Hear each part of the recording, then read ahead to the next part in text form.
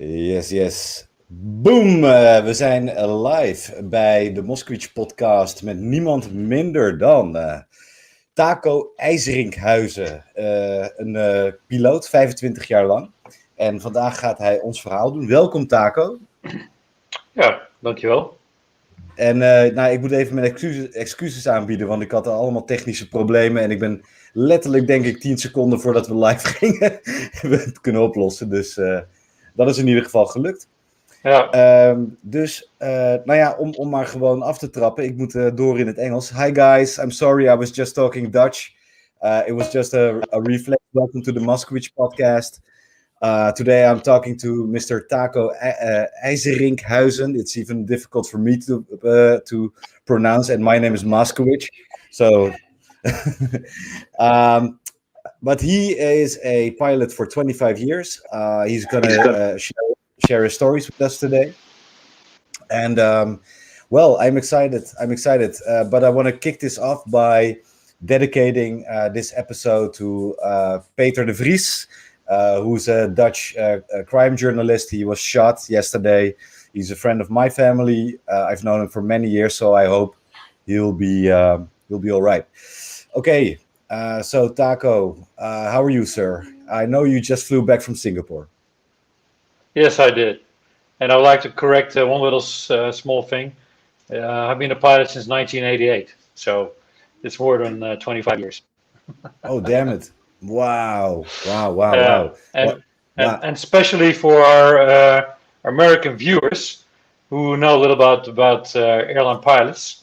In the United States, you're not allowed to have a beard when you're an airline pilot, but in the Netherlands, yeah. Your audio is cracking up a little bit, Tako. Guys, can you hear Tako? I'm asking my friends in the feed. Oh, did I break up? Yeah, say again. Your audio is cracking up a little bit. Yeah, okay, go ahead. It might be the headgear. Yeah. Yeah. If you disconnect that from Bluetooth, let me see if it's better. Yeah, I'll disconnect it. I think this is better. Yeah. Yeah, okay, say again. 1988, right? Yes. Wow. Well, that's a while. I've been flying the airline since 2000. Let's see, 2004. Let's see, when was it? 2004, something like that. Yeah. Wow. And can you tell me a little bit about you? How did you became into piloting? How did this spiral to where you are now? That's very easy. I always wanted to be a pilot, even as a little kid. So even when I was 4, 5, 6 years old, I wanted to be a pilot. So that's what I wanted, and that's what happened. Great. Yeah. And in those years, you explained on the Black Box show you encountered some things that were unknown to you. Can you tell me a little about that? Because this is what we're all been. Yeah. That's why we're here. Well, it started about 15 years ago, and a friend of mine who came over a lot to my house, he was also a pilot, and he talked to me a lot about UFOs and stuff like that. Yeah. And in those days, I never had really any thoughts about it, but he was really persistent about it, and he told me about his experiences. So your colleague had experiences he was sharing with you. Yeah, and we're not flying for the same company, but it doesn't matter. But he told me a few things, and he showed me a few things that you could see online. And my thought at that time was, okay, I'll believe it when I see it. That's what was my thought. And that's exactly what I got. A couple of years later, I think. Yeah. Okay, but why did you think that was your fault? You were skeptic towards him. My fault. I was thinking. It was my fault. My intention was I was thinking, I'll believe it when I see it. That's what I was thinking. That's my thought. So I get it. My fault. No worries, no worries. Yeah. So please, can you elaborate a little bit on this first encounter you had? Because you said some colleague shared his with you. So tell me, walk me through this. What happened? Okay, so I was flying from Amsterdam to Chicago in a 747. We're flying at 38,000 feet, and it was a beautiful day. It was still daylight, and we're somewhere above Canada. And most of the flight, we were looking at this very bright planet or star. We didn't know what it was, and we decided to look it up on the laptop of my colleague, who had like one of these sky apps, whatever it was. And eventually, we found out it was, I believe, it was Venus or something like that. So we're pretty intrigued about the whole thing, that it worked, and I was pretty intrigued about finding out about this planet that was right in front of us. So I decided to take a peek around the aircraft, and I was sitting in the right-hand seat, and I looked out the right-hand window, and on about 45-degree angle, and to my total surprise, I saw this object, and the object was overtaking us. So it came from the right rear to the right front, and it was flying in the same direction, taking us over. And the object, I could describe it as a mercury bubble. It was ovally shaped, and it was very shiny, just like mercury. It took about 7-8 seconds, and my jaw just dropped to the bottom of the cockpit floor. I'm like, wow. I'm looking at it. It was so intense, and it just flew right by. And exactly when it came to the window on the 45-degree angle, right on the right-hand side, it flickered a little bit like this. And yeah, you said it was also pulsating, right? That was it. So I was sitting there. Yeah, it was pulsating at the end when it just before it became invisible. So that was really amazing. Yeah. Wow. And my colleague didn't see it because, first of all, I was so flabbergasted about the whole ordeal that I didn't have the thought to tell him I see something or something like that, because I was just staring at it. So I can't believe I'm seeing this, and it just came by, and there it was, and it disappeared. Yeah, just totally amazing. And okay, so how did you feel? What went through you? What went through your mind? Well, I was sitting there. I'm thinking about, well, I finally got what I needed to believe in. Finally, okay, so this I saw one, and in such a way it was so close by. At least I think I was close by, because I cannot tell the dimensions of it, of course, because it could be big and far away, and it could be small and close by, because there's no reference out there, of course. If something like that would fly by next to a school bus, then it would be easy, but you have no reference. So let's rewind a little bit.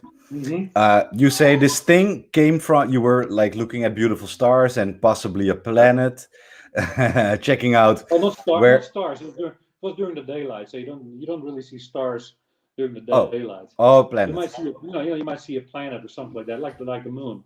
You can see that, but during the daylight you don't see any stars. No. Right. So we kind of knew it was kind of planet. It was a planet, but which planet we didn't know. But I looked out of my window, to the right-hand side, to the rear, when I saw this craft or this object fly by in the same direction as we did. So it came from behind, right?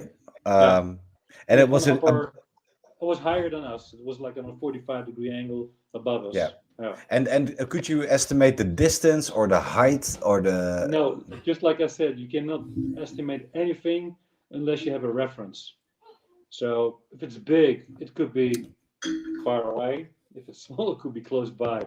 And the distance, no, you have no clue. You have absolutely no clue. No clue at all, huh? No. And but you could make out a shape. You said it was an oval shape, right? Yeah. And this is something I haven't heard before. You say it was a certain texture or color, and you call it, how do you say this in English? Quick. Mercury. Mercury, yeah, Mercury.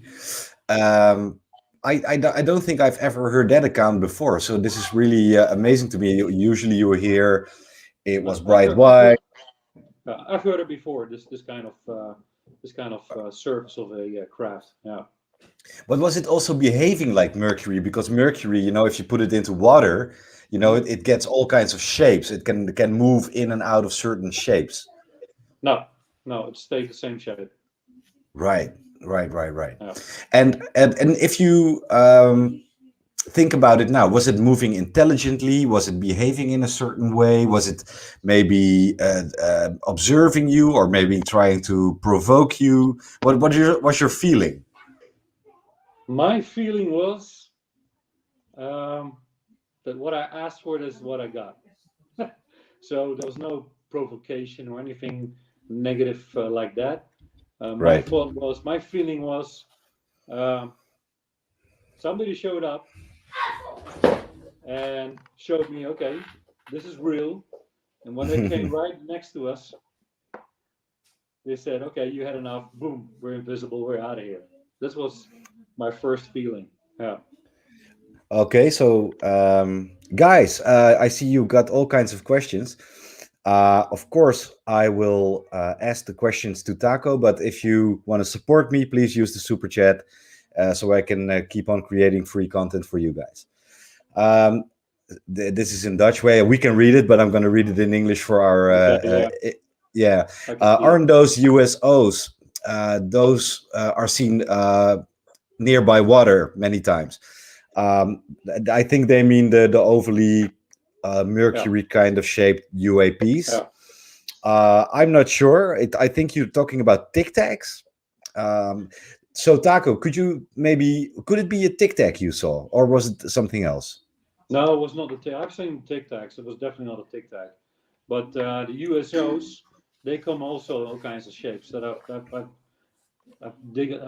been digging about these things for a while now, since my first encounter, and they come in different shapes as well, disc shapes or whatever kind of shapes, and apparently they can move just as easily through the air as they can go under the water. So Mercury oval shaped could be, might as well be under the water. Yeah, no problem.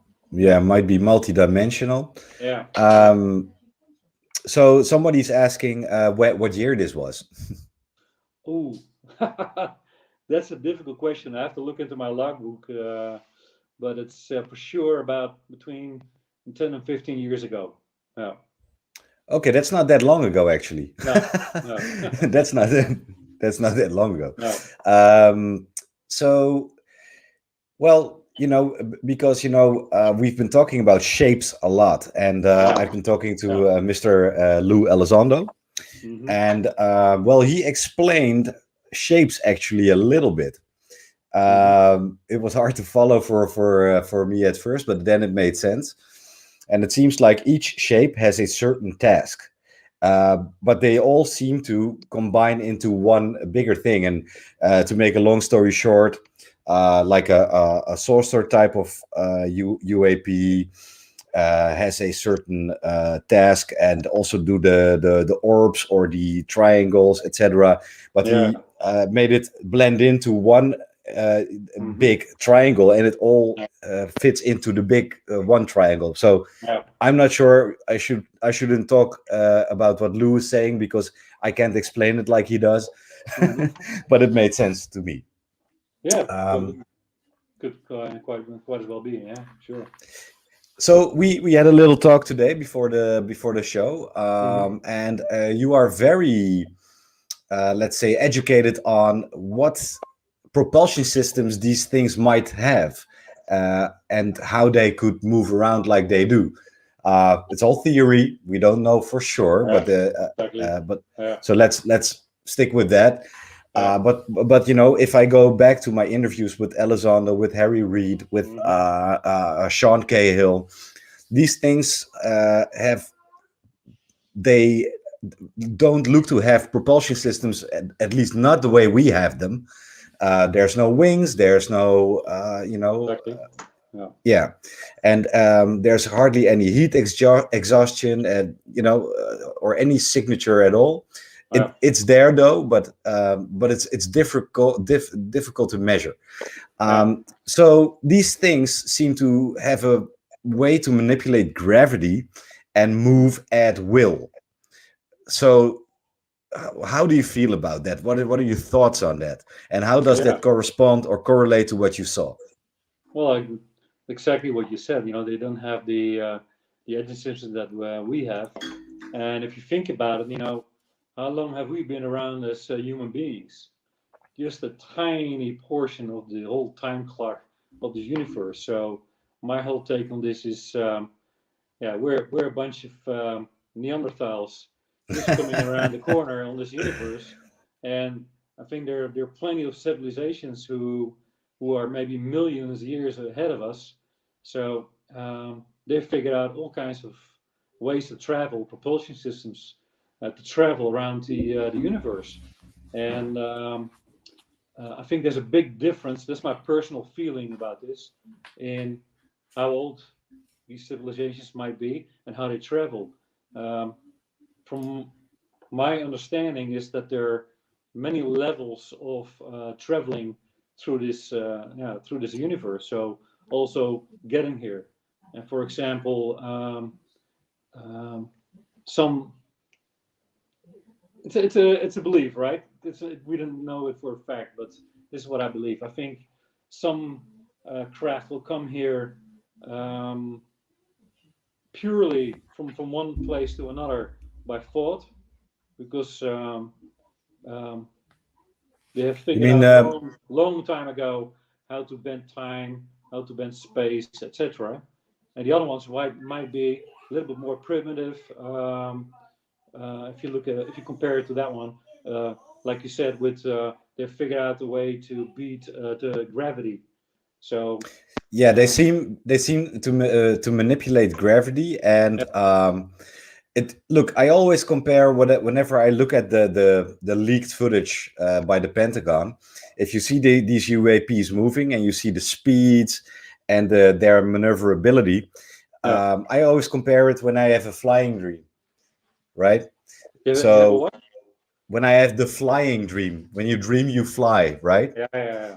You step out of your window, you just let yourself go and move at will, at the speed you want, go where you want, take 180s, U-turns, somersaults, whatever, appear in New York at will. That's the flying dream. So that's your consciousness, right? So with your consciousness, you navigate yourself through your dream. So these things kind of look to do exactly that. Yeah, because they have symbiotic engines. So if they can tell their engine, I want to go there, that engine will go there. So, and that's the way it probably works. And they might have different systems, but from what I know, those systems are out there with the craft that are here. And you told me that you read there. I think it was a Louis Theroux show. Yeah, right? from BBC. Yeah, Louis Theroux went to this. I think what was it? Skunkworks. Yeah, scientists who are developing a device or a craft that was using a different kind of energy as a propulsion system. Well, they didn't say craft, but they said they were busy with anti-gravity propulsion. Yeah, but how are you going to use that, right? Well, if you know the definition of anti-gravity, you can make anti-gravity. So that's, and nobody in school, like a science teacher, would tell you the pure definition of anti-gravity or gravity. Because if you have that, then you know how to make anti-gravity. And supposedly, they figured out how to do that. Yeah. Well, and we were elaborating a little bit. I think we kind of, we're having a little bit too much fun and thinking way ahead of the troops. But it looks like this technology was something that was recovered. That wasn't something we could have developed. That technology is so advanced. We look like in just the last 100 years, we started driving cars, flying some planes with a lot of fuel. But and now we were talking about people who might have recovered ET technology and used it for humankind. Well, a little bit. The most fancy stuff they're not gonna give to us. They release some stuff like a night vision, you name it, stuff like that has been released, but just a small convenient stuff. But the real biggest stuff, if you ask me personally, is the energy devices, the machines, the engines. That's really what we need. Can you just imagine having an engine producing free energy, clean, out of 0 point energy? That would set the world free. Absolutely, totally. But we're not going to get that anytime soon, I'm afraid. But we got the small stuff. Yeah. Well, we're moving fast. We're moving fast. It doesn't look that fast, but I hope so. Yeah. I just saw one of the questions here. Oh, which one? You mean this one? No. That one. A few previous questions. A lady asked something about it. If I had any other experience before or after, but look, yes. We were just gonna go to that. So without further ado, go ahead. Somebody else asked about they couldn't find it on Google or something. Wouldn't surprise me because Google is censoring like crazy. So if you can't find something, it's probably the fault of Google because they're censoring like crazy these days. Anything that's good to try to censor. So Tako, you're with a bunch of people here who can recover about anything. Okay. So don't worry about that. Some dude will Maybe dig that up. it was just on television and not on the internet. So no. If it's Louis Theroux, I can find it. Okay. But I think people would like to know because you had multiple experiences, and you elaborated on your first and your last in our pre-talk. So let's hear the other one because I thought it was quite amazing too. Yeah, one of the last ones was we're flying from Guayaquil, South America, to Amsterdam. It was a night flight, and we're somewhere over the Atlantic Ocean. And there's two of us up front, two pilots, and two cabin attendants came in to bring the coffee in for a chat. And after a while, one of the flight attendants looked out of the captain's window up in the sky and said, "What's that? Is that a plane?" We all looked outside and we saw this very, at first small light, very bright light, and it got bigger, brighter and brighter. And it got so bright, it was a huge LED light. It was just amazing. And in like 5 seconds, it became so bright, and boom, the light went out. And then after a couple seconds, at a different spot in the window, different area, the light came on, dim, and then slowly got brighter, and then very bright, and again, boom, the light went out. And this happened like 7 or 8 times in a row, with a couple seconds in between. And the four of us were all going like, whoa, this is amazing. Four witnesses saw that. Yeah. And I just had contact. And what year was this? Sorry, what year was this? This is only a couple of years ago. Yeah. Okay. Yeah. And my colleague was totally flabbergasted after the whole thing. He's like, Tako, I don't know what to think of it. I don't know what to do with it. So I know. Yeah. But he never saw anything like that. And I've seen stuff like that before. Not as bright, not as intense and as many times, but I've seen more of those. Also with colors. This was just pure white, very, very bright white LED kind of light. So you saw more of those in other flights while okay. And those were actually one of them I would really like to mention. What we sometimes do for fun is trying to spot satellites. And what you do is you take a dark spot of space, and if you concentrate on that dark spot, anything that moves around it will be visible because they're not very bright, those satellites. Right. So if you look exactly at a satellite directly, it's sometimes hard to see. If you look right next to it, you can see it. But anyway, I picked a dark spot in the sky. I mean, way up there. I look like this in the cockpit, way up there, very dark spot. And then suddenly, after a couple seconds, I got these very colorful flashes of light on my face, all kinds of colors. It was like woo, woo, woo, wow, woo. incredible. I mean, right there where I looked, that's no coincidence. I mean, what No. are the odds?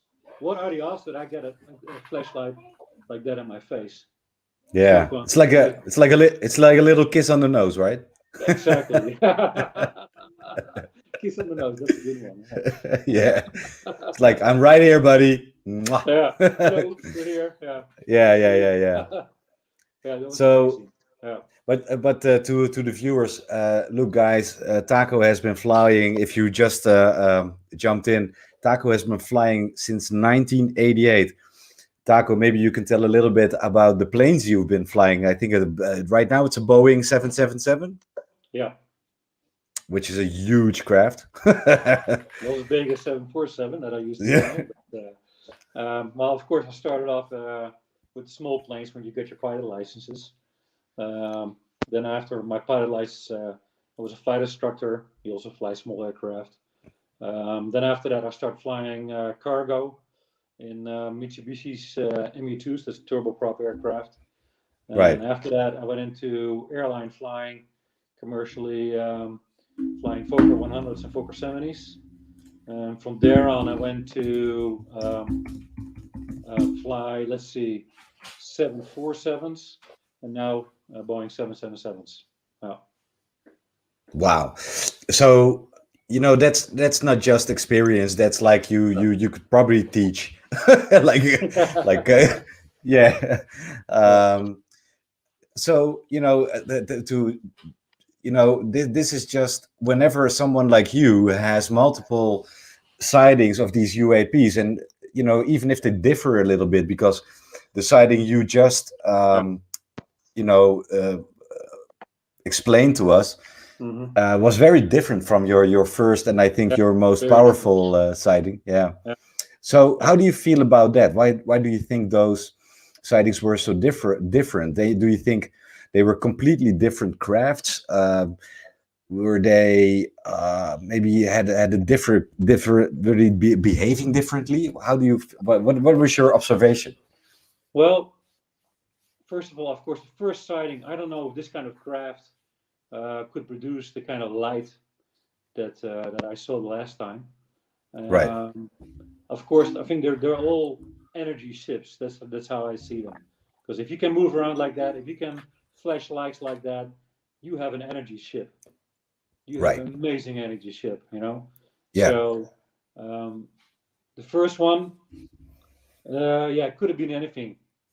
The last one, my thought was, of course, very much an energy ship that's flashing our lights at us and saying, "Hello, we're here."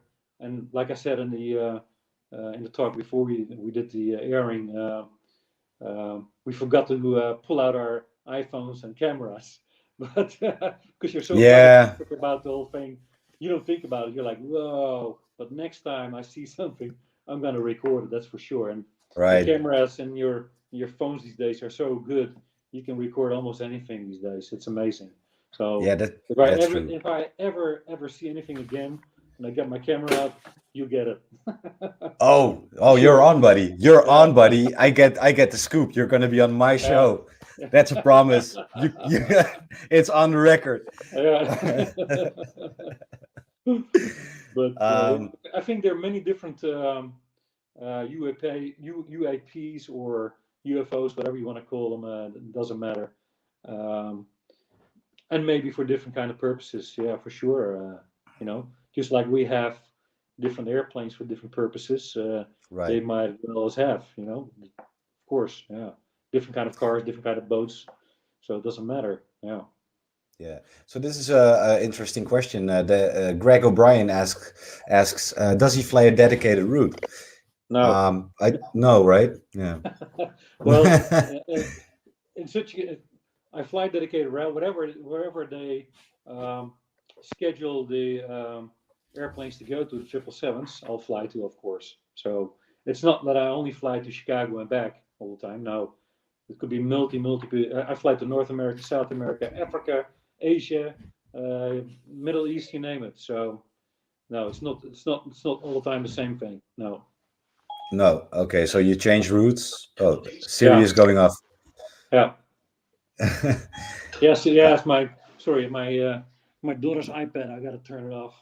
No worry, Siri's, man. No worry. Siri's listening. Take your time. Take your time. Okay. So here's an interesting question. I saw. Oh no, he's actually. I saw two bright UFOs in the cloud in front of my house. First, I saw one when I was looking at that UFO. Second one came in to the clouds, hang there for a couple of seconds, and went up 2 times. Okay, thank you for sharing, nautical strings. Oh. Yeah, I owe you guys. By the way, my experience, you know, I people are busting my balls a little bit on. I saw something like a month ago, 6 weeks ago, and I shared it with my buddy Luis Jimenez.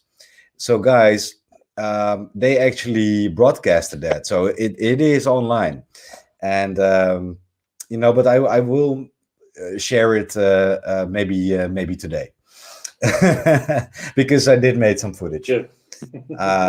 Yeah, people keep on asking me about it. They think I'm holding back on them, but I'm not, because it's already online. But yeah, so I'm gonna, you know, show some more. Would you like to hear one more story, maybe? No, well, yeah, I'm not done with you. Yeah, tell me all of it. Tell me all of it. I'm gonna keep you for hours, Tako, until you finish. Yeah. No, let's go. Let's go. Yeah, this was a flight from Toronto to Amsterdam, and the sun was just beyond the horizon, but it was still a little bit light outside. And I was doing a little bit of sightseeing on the ground, because in Canada I always am surprised about these places where people live. So I'm looking downstairs and I see these few settlements, and who in the heck wants to live here? What are they doing here? You know. So Right. I was looking down out of the airplane, and suddenly I see this again. I see this craft. I couldn't make out the shape really well, but it had all kinds of lights on it. And we're not airplane lights. I know how airplanes are lit. You know, that's very obvious. If you see an airplane, it's very obvious. If it has different lights, then it's not an airplane. And this was not an airplane. I was looking down at it, and we were actually we were overtaking this. What were you seeing? What were you seeing? Yeah, different colors. Just lights. Lights, different colors, also flashes. And I'm looking at it. Could you? This is no plane, you know. And Could you make out a shape? That was kind of difficult, because the sun already set, and the ground was already dark, so I can only make out where the lights were. And yeah, it was difficult. It was very difficult to say it was triangle or circular or whatever, or square shaped. I cannot say it for 100% for sure, but something was flying there. It had lights on it, and actually this time I told my colleague, because we have TCAS, we can see if there are different aircraft around. Right. So I turned it down, looking downwards, but I couldn't see it. And then I told my colleague, so, well, we got something here. We're flying by it. It doesn't look like a plane. And he came out of the seat and he looked down and said, well, yeah, don't know what that is. But he went back in the seat, didn't think anything of it. But I was looking at it. I said, well, this is something unusual. This is not a plane, and we're overtaking it. And I was thinking about saying something to air traffic control, but at that time I was kind of hesitant. to do that. Yeah. Yeah. So I'm curious about two more things. Mhm. With any of your sightings, could you collect any radar data, or were you communicating with the tower, or maybe planes in the neighborhood who were observing the same thing under the same circumstances by any No, chance? no, No, no, not with any of the sightings. no. I haven't done that. No, and a whole bunch of these sightings were way up in space. So no, Right. definitely not with air traffic control. The very first sighting, you have to think about it to actually do something like that, and you most of the times you're so intrigued about the whole thing that most of your brain cells go out of the window, and you're like, "Wow, this is amazing," and you don't think about anything else. But in the future, if I see something, definitely my brain will say, "Okay, grab it and record it." Um, but like I said, with this craft above Canada, I had the intention to ask ATC. I should maybe Okay. actually have done it, but I don't know. Yeah, I was kind of hesitant at that moment. Right. Okay. So let's talk about that a little bit. So you told me there's now a couple of pilots who are actually openly sharing their experiences with each other. There's even 1, 2, 3 pilots who are in a app group right now. There's a dude who's trying to create a platform where you can share your sightings as a pilot, right? Yeah, yeah. So you have been talking to colleagues about these sightings, and usually colleagues, of course, who have had the same experiences. So how do those conversations go? Is that like at the water cooler, like, hey man, you know what I Well, saw? usually, of course, most people don't start openly talking about it, but usually you start talking about it because you'll see some space debris coming down, or actually sometimes a flight attendant comes in. Have you ever seen a UFO? That has Yeah, happened. So there yeah, are multiple ways to start that kind of conversation, but some people are kind of hesitant because you know the whole subject has been ridiculed for a long, long time. If you start right. talking about UFOs and anything of that, you're a crazy guy who's on drugs. And yeah, that was they were trying to get rid of this whole UFO thing by ridiculing it, and a lot of people were actually scared talking about it. But once you um, let somebody know that you're into it and you have no problem talking about it, a lot of people will open up and will Yeah, actually but share your stories. Yeah. you are a very open guy, and you don't Yeah. have anything to lose. You have got like Yeah. fucking 30 years of flights under your belt. You Yeah. don't have to be, you don't have to explain yourself to Yeah. anyone. I'm gonna retire in 3 years. I don't care. I don't. Yeah, Yeah. that's exactly what Mark Yuck said Yeah. the other day. He was like, Yeah. "Yeah, I'm gonna retire in 2 years. I'm telling my story now." Go for it. Yeah, but I can Why not? imagine you. It's the truth, and it happens, and it happens a lot. So, and it's a very vast subject. Once you dig into this whole UFO, USO, and UAP thing, um, it's a vast subject that involves so many subjects. Right. Um, it's amazing. It's totally amazing. It's not just a Yeah. few things flying around. It has a lot of implications, ramifications, uh, so many Yeah, there. things that come with this subject. Yeah, the phenomenon covers a lot of things we can't comprehend yet. Yeah. Well, So depending on the people you ask, because if you talk to the right people, insiders, whistleblowers from black projects or other secret projects, they'll come up with some pretty amazing stuff that they know, right. which is not shared in mainstream media, of course, but will Yeah. be shared on platforms like this. So it's a Yeah. good way to get the word out and get the information out. Yeah. You know what? Of course, we are pirates. Look at the flag. Pretty cool. But I'm not. But of course, this is free media, right? People choose to subscribe to my channel. Subscribe to my channel, goddammit. And but I also cover the stuff for Nieuwe Revue magazine. I write for a couple of newspapers, for a couple of web platforms. So I'm actually a bona fide journalist who is trying to create awareness about this topic, because it is not paranormal, it's the new normal. Because actually the guys like you are now sharing these real experiences, and guys like Lou Elizondo and politicians like Harry Reid are now fighting to get this through into the politics, into the military apparatus. We are dealing with a real thing here. The only problem is we don't know what the fuck this is. Is it ET? It might be. It's probably. But is it adversary? Is it what the hell is going on? Do these Russians have like super spacey drones since the 40s? I don't think so. Well, pilots have been reporting UFOs even since the Second World War. I know, since 40s. Have you heard the Foo Fighters, the Foo Fighters, etc.? So it has been there for such a long time. Even in old history art, there are UFOs in there. They're not shown to the public that easily. You will not see them in history books in school, but they're there. It's a real thing for a long, long time.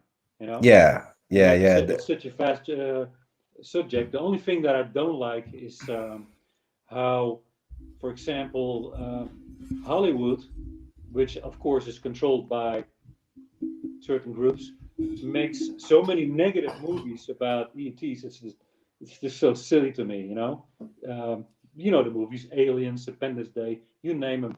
There's so many of them. Can you name any positive ET movies or you got one ET? Can you name? Can you name any other positive alien movies? And alien is not the right word for me either, but Close Encounters of the Fifth Kind, maybe that's a good one. I like Star Wars. Well, that's the bad guys versus the good guys. But that's not specific ETs or anything like that. They all are. No. I get what you mean. It's always, but it's very American. They create like a decade of one enemy. Then sometimes it was the Russians. Then it were the Middle Eastern terrorists. Now it's so in the 90s it was the aliens for some reason. Independence Day. They still do it. They're still trying to get the people to feel a certain way about it. Because if we talk reality, right? If we talk about the program Mr. Lou Elizondo was leading, was called ATIP, which means what was the Advanced Aerial Threat Identification Program. Threat. So the thing, the human reflex about whatever we don't know, it's always a threat. Well, what does it want? That's a problem with us. Because, like I said, we're a bunch of Neanderthals. We just came around the corner. We're so aggressive. I would hate to be an ET flying around Earth because they're trying to shoot you down and crash, or trying to try to take you hostage or whatever. So what if you're ET and we're so aggressive, even to each other? We're so aggressive. It's pretty amazing that they call it a threat. Has any country been bombed by UFOs or anything like that? No. No. Let's shut down. No. So what's the big deal? Why they call it a threat? Well, of course that's military. Yeah. If you see anything you don't know, you got to shoot it down because it's a threat. Come on, get out of here. Look, if an alien crashes right now in let's say Leidseplein, Amsterdam, the alien steps out of the craft. He gets punched in the damn face. Sure. So give you a parking ticket as well. But but let's talk about whatever we are recovering or discovering right now. Yeah. So yes, we are very primitive, but I don't know if you've heard about this pattern, which was disclosed by the U.S. military, but also by the Russian military, also by the French military, by the British military. It's that these UAPs tend to show up above military air bases, especially where there's nuclear weapons stored. Of course. What do you think? Why they show up over there? Look, yeah, but you've heard about this, right? I interviewed a couple. We did an item about the Soesterberg case, the Soesterberg UAP case, Dutch case, 1979. The Americans stored nuclear weapons at that place.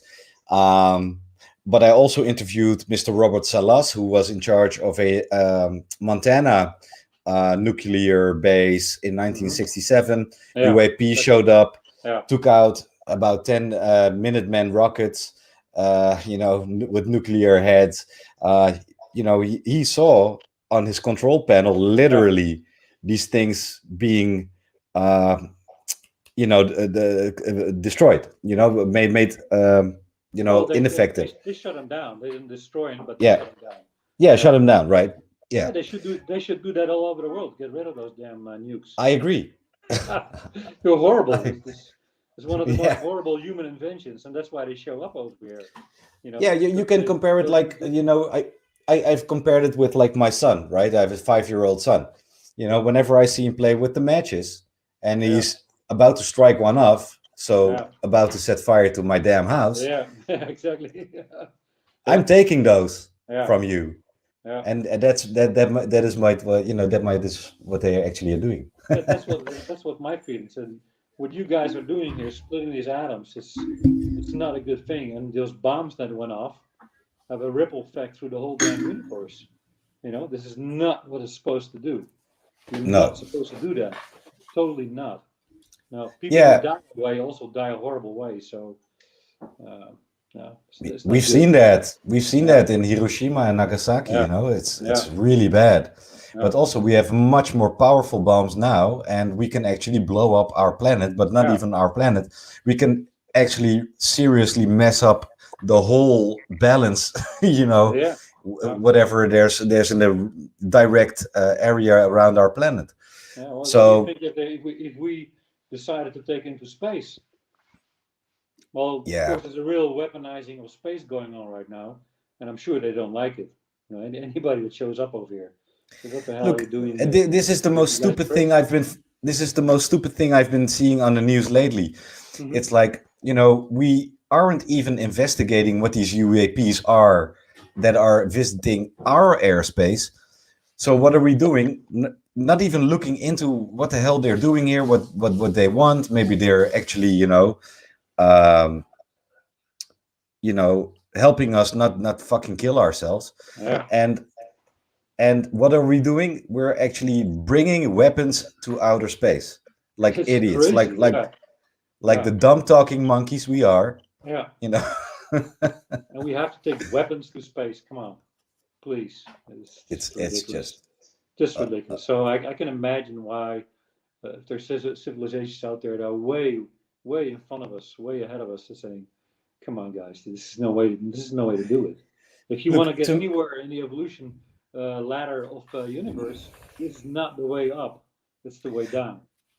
That's exactly what it is, Tako. And like a couple of years before I started to cover this, whenever what we are discussing right now to me would be paranormal bullshit, wouldn't believe it at all. But now since the Mr. Elizondo, Mr. Mellon, Mr. Reed, Mr. Rubio, since they disclosed these real images, those American pilots and Navy personnel observed, filmed, along with data, which is really important, because this is why I was asking you about data, because the reason why Mr. Elizondo is now navigating towards this might actually be extraterrestrial is because he uses all these observables, right? So we have eyewitnesses, multiple highly trained pilots and Navy personnel seeing the same thing under the same circumstances at the same time.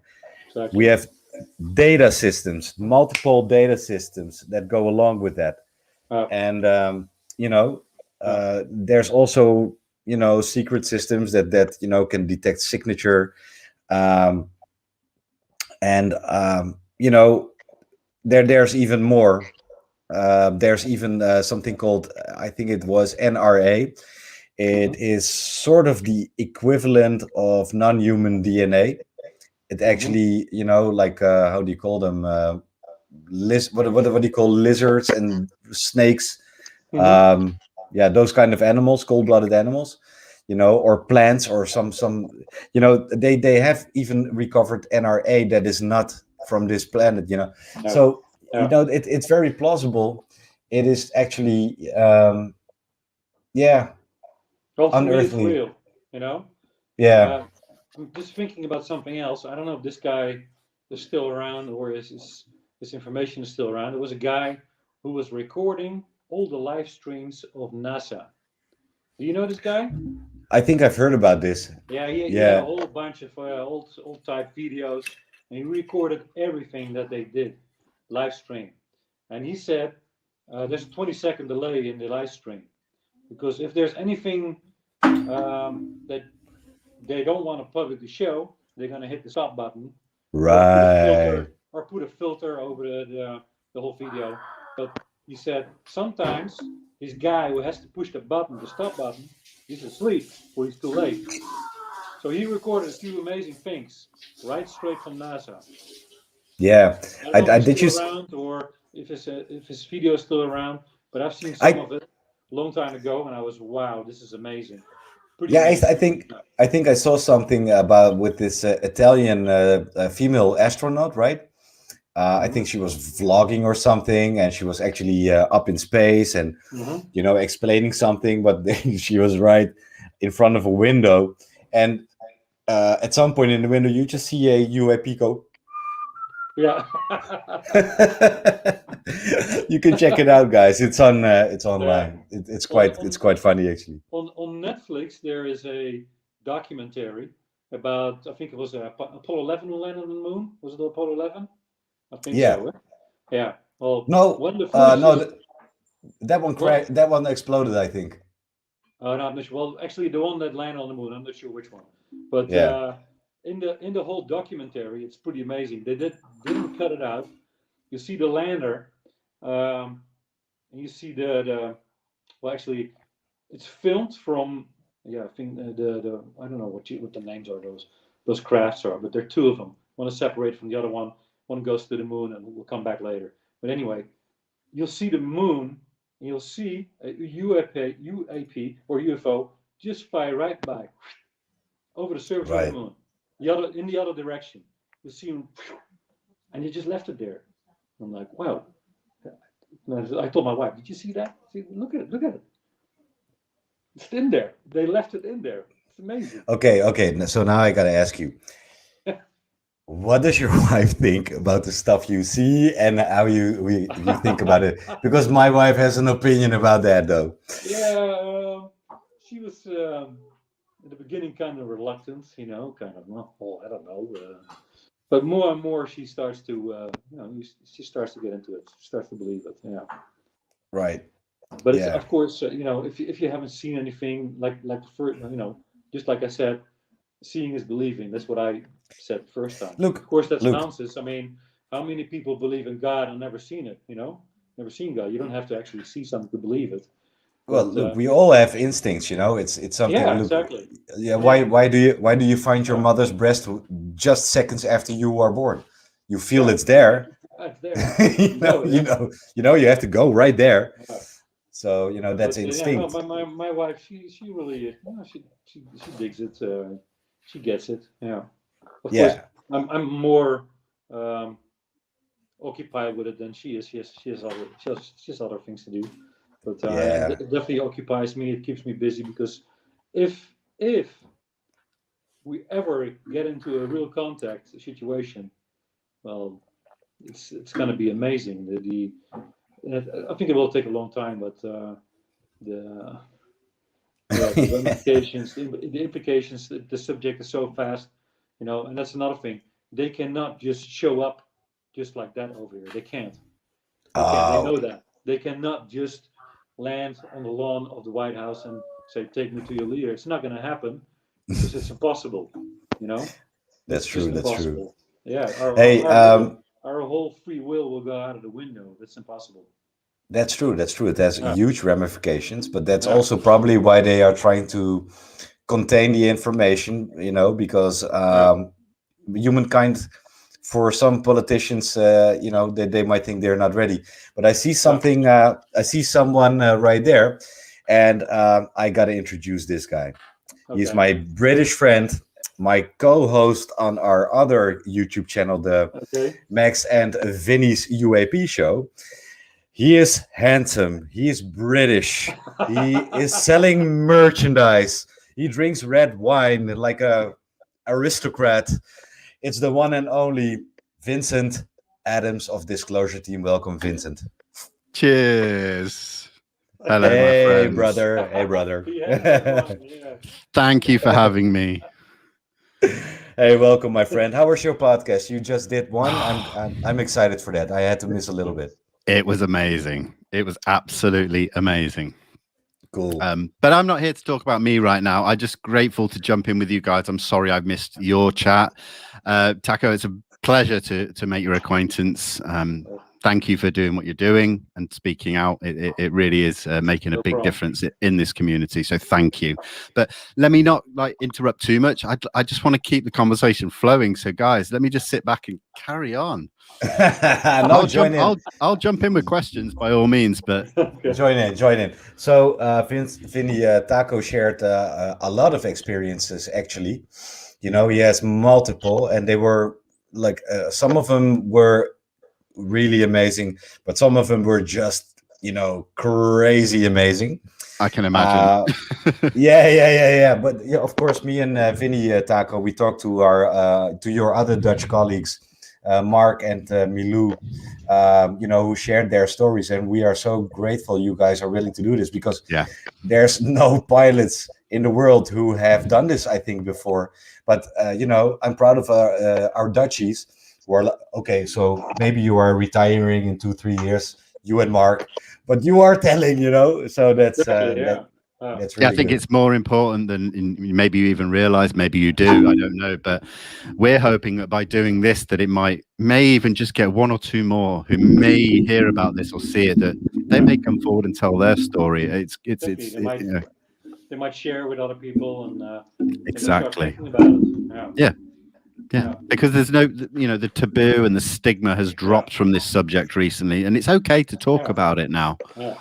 So, hey, Tako. Yes. Tako, would you mind, because Vin, I don't think you heard the experiences, right, of Tako? I didn't, but don't feel like you need to explain to me. I can happily go back after this. No.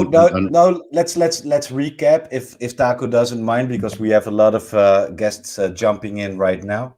Okay. If you don't mind, Tako, maybe share a short version of your how do you call it, Mercury looking encounter thing. Yeah. Oh, it sounds good. I'll keep it real short. I was flying from Amsterdam to Chicago, and me and my colleagues saw a planet, looked it up on the in the laptop, and we found out it was Venus. And I decided to look around for some more planets, and I looked out of my window, and all the way to the back on a 45-degree angle up in the air, I saw this object that was overtaking us. It's flying in the same direction, and it was ovally shaped, and it looked like Mercury. And it came so was it moving a little bit? No, it wasn't. But the outside was very shiny, very bright. Just like Mercury looks like. Right. Yeah.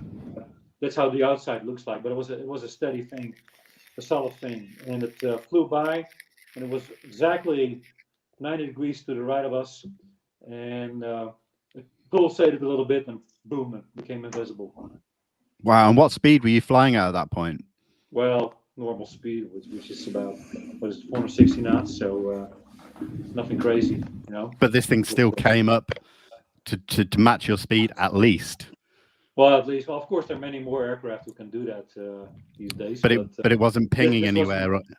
This was a very unusual looking craft. Yeah. But it wasn't pinging on any air traffic control or anything like that. No. Yeah. Whoa. No. I know. If I've been asking that. You know, if there's traffic, air traffic control will tell you. Absolutely. Exactly. Yeah. And was it coming in? Was it coming in at the same level as you, or was it slightly above? It was higher. It was like I said, 45-degree up angle up in the sky. And what sort of height were you at? Like 35, 40,000 we were feet? At 38,000 feet. 38, right. Yeah. That's incredible. Wow. Yeah. So that was it illuminated as well as being silver? Well, the sun was shining on it, you know, so it was kind of reflective. And it was a daytime, yeah? Daytime. So it looked like Mercury, you know, because it had this very shiny look to it. That's just incredible, man. That is just incredible. Yeah. And no contrails or anything at all like that. No. Wow. And when it disappeared, did it go or did it just blink out? It became invisible. Wow. Houdini. Where I saw it last just the Houdini. Yeah. Wow. Oh my goodness me. Tako, you know, I think your other experiences, and Vinny, this was with 4 witnesses in the cockpit. Yeah. Whoa. You should hear that one too. Let's Please. go, Tako. For those people joining, we're flying from Guayaquil, South America, to Amsterdam. In the middle of South America. South America.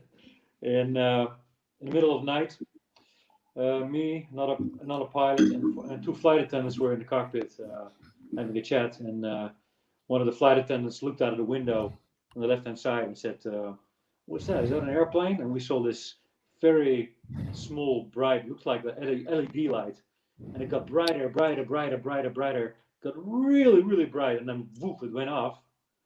And we're like, whoa. And a couple seconds later, and another spot out of the left window, the front window, same thing. And it happened like 8 times at 8 different spots in the window, really bright. It started out like a small light, like somebody turned up the dimmer and boom, and turned it off, and poof, it disappeared. And the 4 of us literally went like, whoa, what is this? This is amazing. Yeah. And my colleague, the captain, he said, "Tako, I don't know what to make of it. I don't know what to make of it." So, well, I do. and does that fit in with the same questions? Same height, you were flying at the same altitude? No, it was way up in the sky. It was steady. Those lights that went up and shut off were way up in the sky. They were not moving. So it was pretty amazing that these lights, this whole light show occurred there in front of us. So they could have been 60, 70,000 feet plus, that kind of. They could be way out of space. They could be close. You don't know. Yeah. No idea. And Vinny. Yo. This is not the only. There's more. He's got more. He's got like. He's got more. So let's keep that for another time. Yeah, let's. Yeah. Don't spoil me too much. Let me take those 2 on board for now. That's incredible. Thank you for sharing. If you watch the show from the beginning, I will. I will. Yeah. No, so you know, me and Tako were elaborating on, you know, what the hell is that? Oh, you're sucking on a thing. Oh, can you hear the crackle? Yeah, I keep thinking we're on the Max and Vinny UAP show where we're European, we can drink and smoke. We're all drinking and smoking probably, but you know, I just heard like the suckling noise. Oh, I see. I forget this microphone picks up so much, man. Yeah, I'm still like panicked. I literally finished my interview, had a little debrief with Rich. Right. Ran to the shop, got another bottle of wine, ran back, and like, I've got to jump on with Max. Like, forget the football, forget the soccer tonight. It's all about you guys. Oh man, hey, thank you, sir. That's awesome. No, thank you. But Tako, you know, he's not only, you know, he's been flying planes for since 1988. Right. Has multiple experiences. We've also been talking about, you know, what these things could be. You know, he could easily have a conversation with Lou, really. You know, he knows a lot about the propulsion systems. He knows about the consciousness. You know, things we have been talking about for months. Taco, for you, you were talking about Lieutenant Corso, and I thought that was that's a very interesting story, and I'm very interested in how you caught on to that, because from your baggage of experience, I would love to know how you look at this. I think he was studying the truth. He wrote the book the day after Roswell, and Right. I definitely believe that crash was true, and I definitely believe that they retrieved a lot of stuff. Debris, yeah. And in his book, he said, I wasn't there at the crash, but he saw all the artifacts, and he also saw the beings that were on board. They were not alive anymore. They were not alive anymore, but he saw them. Corso, yeah. Yeah, he had no reason to lie about this. He wrote this book because I think his children or something like that, or grandchildren, asked him to do so, and when they found out what he was really doing in the Pentagon. And this book was really amazing. And for me, it just confirmed that this whole story was true, and there's a lot more to it, and that we have more, how do you call it, knowledge about this whole subject. Yeah, and I agree. There are many more people who have been telling stories like this. So for me, it's like when I see something, they're here, who they are exactly, I don't know, of course, but they're here for some reason, and it's like I said, it's a huge subject that involves many different aspects. So yeah, it's super interesting. Yeah. Is this something you got into? Or should I ask the question? When did you get into this subject? Well, especially after the first sighting, right? Because a friend of mine introduced me to the whole thing, and I said, "Well, I gotta see it to believe it." I'm gonna take a pee break. Take over. Yeah. Take over. No problem. I know how this goes, man. That's great. The fact that you were really open and wanting to know a little bit more because you felt so strongly about what you'd seen was so anomalous. Yeah, that it wasn't normal. That's great. Because in my opinion, and it is just my opinion, I'm sure there are hundreds of commercial pilots out there that have probably seen strange things in the sky. Thousands. Yeah. But it's probably only a small majority that take it any further, where they then go away and ask the questions or look into it. Yeah. They just brush it off and maybe even put it out of their mind. Well, but that, and the subject has been ridiculed for a long time. For decades. If you dare to speak about it, of course you're an idiot and you're a drug addict and you're cuckoo, etc. So a lot of people don't dare to speak about it. But I found out that a lot of colleagues and other pilots are willing to speak if you're open for it. If you tell them that you saw something, sooner or later they're going to tell you something. Sure. And I've had plenty of them, and these were just regular pilots, not looking into this whole thing at all, but they shared stories. Absolutely. Yeah. Are you still in touch with some of these people? No, not on a just on a work basis, but not more than that. No. But this is just something that you've experienced throughout the years, just general chit chat when it comes up, let's say. Yeah, and that's incredible. Sometimes we'll be watching the stars, at night. We'll dim the lights in the cockpit a little bit. You get a beautiful sight of the galaxy. It's just amazing. And then sometimes a flight attendant will pop in and say, "Are there any UFOs?" Nice. But I bet that's the thing. There's no light pollution up there. You get pure, perfect views of the Milky Way and everything. If you're above the ocean, or let's say Siberia, where there's not much going on, you have this beautiful night sky. Wow, amazing. I can only imagine. The sight is just so mind-boggling. All those stars, and then you got all those planets that you can't see. It's just mind-boggling. Yeah, but just going back to what you were saying about you then, looking into the subject and that, have you then followed it throughout the years right up until current day and stuff like that? A little bit. In the beginning, I was really active. Right. Now I'm kind of settled with the whole subject. I know I've decided for myself. Yeah. Okay, I know it. If there's something new coming in, goes by, I'll look into it. I'll dive into it. But especially now, in mainstream media, you got these films from the F-18 fighters with the Tic Tacs, etc. Absolutely. That's interesting. And I saw an interview with one of the pilots. Did you see it? I've seen so many, but yeah. So my answer is yes, because I will have seen it. Well, this guy was saying he was on the USS Nimitz, and he said, "Well, we had these guys on the radar for weeks, but we couldn't get to them. And finally, they got to it. So that's what's kind of interesting." Absolutely. Yeah, totally. And they even asked him the question, "What do you think he was?" And I think he said something like, "Well, not from around here." Yeah, absolutely. Hey, look, we got Mr. Luis Jimenez in the comments here. Hey, Lou, come on, jump in, man. Luis, send him the link, man. He's got the link, I think. Yeah, one of the finest to do what we're doing right now. And if he doesn't, let me know, Luis. But come in, man. I'll send the link anyways. Well, guys, I have a little something I want to share with our viewers and audience. Next week, the trilogy is going to be complete in Nieuwe Revue magazine, the magazine I work for as a journalist. And there's a final, edition dedicated to the Pentagon report that's out now. With my second interview with Lou Elizondo, Mr. Harry Reid, former Senator Harry Reid, and Sean Cahill, a military eyewitness.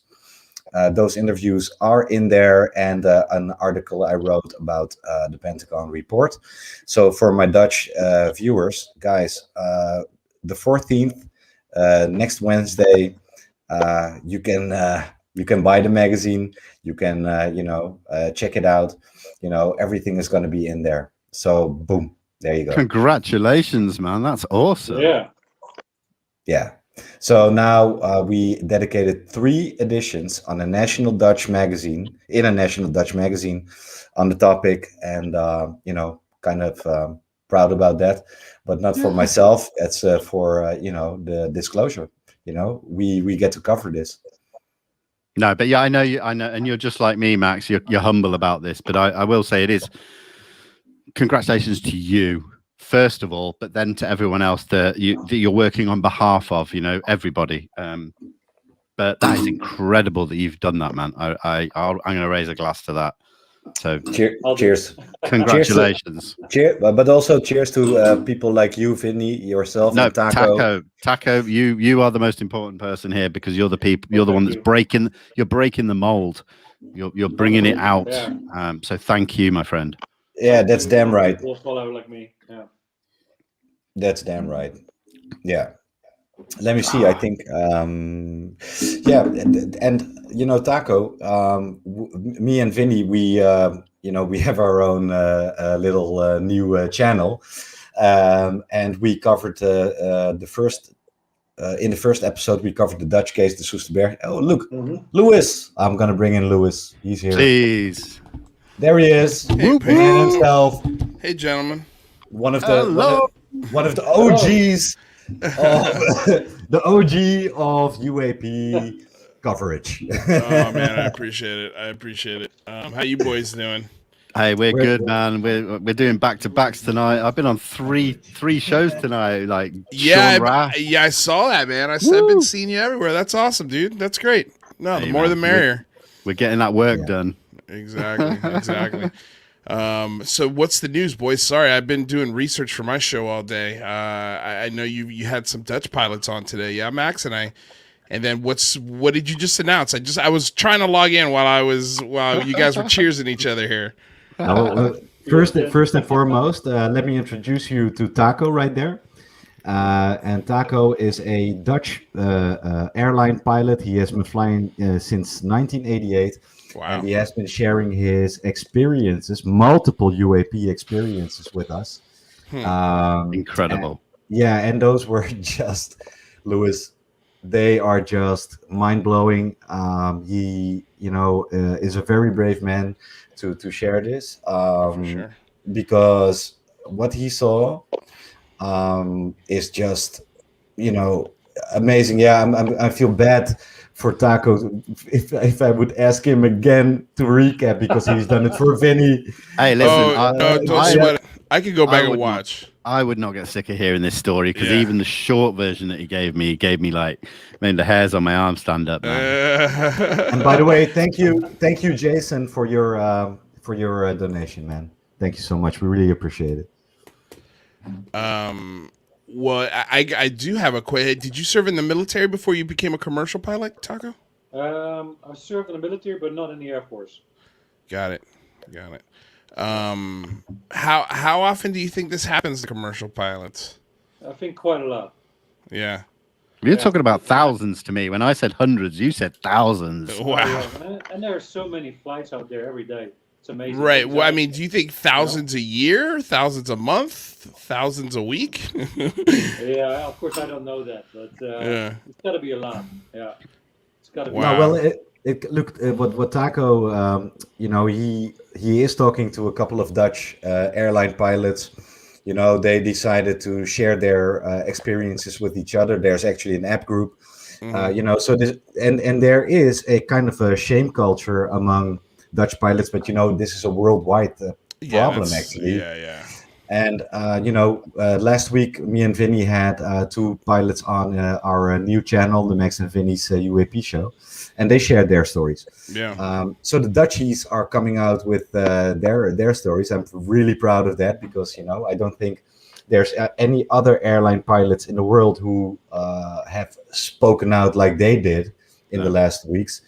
But Tako has an amazing story, and Tako, maybe I don't want to bother you again with telling your story, so let me recap it a little bit for Lewis. Tako was flying 15 years ago a plane. They were looking at planets and doing a little bit of research on that at the moment when he saw a UAP coming from behind on a higher level, getting to the same level as the plane did, so they could see it, then surpass them. And yeah, maybe Tako take over because I think I'm failing in telling the story. Yeah, it flew in the same direction. It was overtaking, and it had an oval shape, and the outside, the exterior was like a Mercury. That's how it looked like, very shiny, very bright. And when it was exactly 90 degrees from us, it just pulsated and boom, it became invisible. Wow. That's what happened. Yeah. Ooh. Pretty amazing. And we're talking like 40,000 feet as well. Like no other aircraft in the vicinity. We were at 38,000 feet now. We were flying above Canada, and at that time there were not many aircraft flying around in our airspace. No. Right. Yeah. But that was a pretty amazing thing. Yeah, and there's also one more account Tako experienced, and he had like 4 witnesses in the cockpit. Like lights popping up. Very bright lights, like on a dimmer that goes whoop and out, and like 7-8 different times at different locations up in the dark sky at night. Wow. In the and how? Just recapping how high you think they were. I think somebody was saying hello. But how high? We're talking like orbit. So, you don't know. They could be far out in space. They could be close by. You have no idea. There's no reference. Of course. So Tako, why now? Very hard. Why talk about it now? Sorry? Why talk about it now? What's inspired you to come out and talk about it? Well, somebody asked me to come talk about it. Okay, that's fair. Yes. So anytime in the past if somebody's asked you this question, you've had no problem telling the story? Exactly. Wow. It's just now you've got a platform to do it where it can be put out to multiple people across something like YouTube. Actually, a lot of people in my family, acquaintances, friends, they ask me this question. So, did you see anything? So, yeah, sure. And I tell them. So this has been a dinner party conversation many a time. Yeah, yeah, exactly. Yeah. Well, Tako, what you are doing is so incredibly important because like all of us, Lewis, Vinny, me, we've been talking to people like Elizondo, Sean Cahill, Lieutenant McMillan, and these people are really trying to break this open. There's so many military men and women having these experiences, but also experience a lot of resistance from their superiors. There's a shame culture, there's bullying. They cannot share their stories because you compromise your job, your livelihood. It's pretty bad. And it's been like that for decades. So for people like you and Lou Elizondo and Mr. Sean Cahill and Commander David Fravor, Commander Dietrich, to come out and share these stories, now you're empowering other people to tell their stories. And at this time, right now, this is so important because now is the time. The Pentagon report is out. People need to be taking this seriously, because we need to scientifically investigate what the hell this is we're encountering. And thank God, Tako, you have a very strong opinion on or a theory about what this is, and thank you for sharing, my friend. Yeah, and also my goal is to raise the consciousness of people, that there's more than just our planet. Man, this guy is too cool. This guy is too cool, man. Thank you, Tako. Science, I think the science is already there, like the skunk works, all these guys. Read the book of Lieutenant Philip Corso. They have the science. But this is what's impressive to me. It needs to come out. It has to be released. The real truth about this has to be released because it will be the benefit of humankind. And that's what I'm struggling with. So why are these people withholding this technology? Because it's so important for us to evolve, to continue. And that's why we need a good disclosure, not a half disclosure, not a little bit, no, full disclosure. Yeah, right. Absolutely. That's what really stands out. I mean, I've been on here 10 minutes, and already I can tell that you had your sighting, but then that prompted you to go away and start looking into this subject. I mean, that in itself says a lot about you as a person, wanting the answers. But then, then we hear about you talking with colleagues and stuff behind the scenes. Maybe you can prompt them to come forward as well. This could be the beginning of something really good and important. Yeah, definitely. And I mean, I don't just mean through the Dutch pilots. I mean through, colleagues across Europe and even international colleagues. International, absolutely. So thank you, Tako. We'll see this. Yeah. Tako, are you still an active pilot for a major airline? Yeah. Wow. And have you gotten any pushback yet on this? No, not yet. That's good to hear. I was waiting for it. That's very good to hear. I've done a few more things in the past, but I haven't had any pushback now. Yeah. Usually, if anything happens with you on the internet, some troll will show up and trying to discredit you or whatever. But we all get that. We all get that. Yeah. No trolls here, guys. No trolls here. Hey, so Tako, so what I find interesting is, you really investigated what the hell you saw, and we were talking about the propulsion systems. You couldn't see anything, and like the behavior of the UAPs you were seeing looked to be moving consciously, right? So, yeah. So like it was checking you out. Right. Yeah, or maybe it was letting me know that they're there. Yeah. That was my feeling. And when they became invisible, there was kind of a feeling that I had to say, okay, you've seen enough. We're out of here. And there was never any pickup from air traffic control. Was there any anomalies caught on any of your systems within the aircraft that you were flying? No. Nothing at all. No. Interesting. I've heard about that could happen, but in my case, no. Were these something that you reported to the tower while you were seeing them? Actually, we're at 38,000 feet, so you would not be talking to the tower, but to a radar controller that controls a big piece of airspace. Right. But no, I didn't think about it at that time. I told Max about another encounter above Canada, and I was thinking about reporting it, but I was kind of reluctant at that time. Yeah. I should have done it maybe, but on the other hand, who knows? I don't know. But these cases where you're talking about cross-Atlantic travel, were you were you halfway across the Atlantic? Were you closer to Europe? Were you closer to the US? The last sighting with the lights was pretty close to Puerto Rico.